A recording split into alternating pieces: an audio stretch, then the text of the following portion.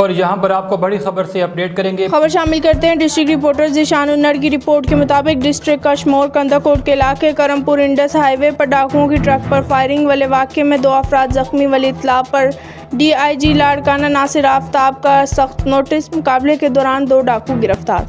इत्तला मिलते ही DIG लाड़काना के अहकामात पर पुलिस की भारी नफरी जाए वक़ूआ पर पहुंचकर जख्मियों को अस्पताल मुंतकिल किया और नफरी को डाकुओं के ताक़ुब में रवानी की गई।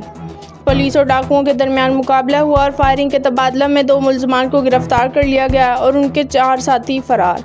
गिरफ्तार मुल्ज़मान की शनाख्त मुनीर अहमद वल्द मारख तेगानी और सधीर वल्द अली गोहर तेगानी के नाम से हुई। मुल्ज़मान से असला भी बरामद। इंडस हाईवे पर मामूल की तरह ट्रैफिक रवा दवा है।